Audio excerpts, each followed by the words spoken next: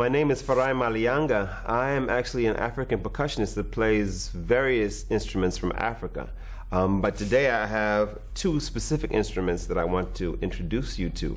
But before we do that, let's talk about Africa. Africa is not really a country, it's a continent. And being a continent, it has over 50 different countries in it. And in those 50 different countries, it has many, many different cultures. So these drums really only represent at most 10% of the entire population of Africa in terms of the type of instruments that they play. Today I only have two instruments for you though. So just to know, this instrument in front of you here and this instrument that I'm sitting on. First, let me just quickly introduce you to this instrument, which is called the cajon. The cajon is an instrument that's made out of a box and played a lot in Cuba and also played in Peru, but it actually originates in West Africa and it's called the siko drum and played here with your hands.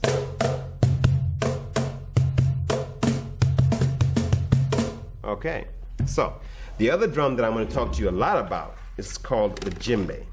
Now the djembe is spelled D-J-E-M-B-E. This drum is a drum that's played in West Africa. The history of the djembe comes from the Mali Empire, which was a huge empire somewhere between 800 and 1200 AD. That's about halfway between the birth of Christ and where we are today. The djembe is a drum that was played for the king of Mali. And it became a very popular drum because everywhere he went, whether it was in battle or was for celebration, he would use the djembe drum.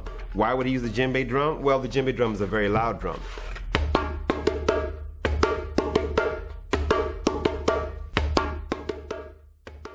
So this drum was used as a form of communication that would be used from mountaintop to mountaintop to tell people about the king was coming. In fact, there's a rhythm that actually talks about the king is coming. It goes like this. And the rhythm is called Ani Sokoma. It means the king is coming. So this drum was a communication device. What are the parts of the djembe drum? Well, the djembe drum is made out of 4 different parts. The top part is made out of goat skin. Then to hold the goat skin down are these metal rings, 1, 2, and 3. Connecting the metal rings is rope or string. And then the main part and most important part, of course, is the wood.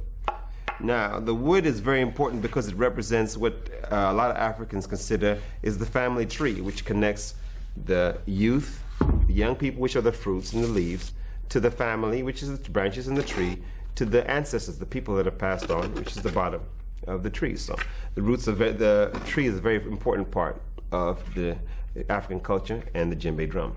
So now you guys have all 4 different parts of the djembe drum: goat skin, rings, strings, and wood.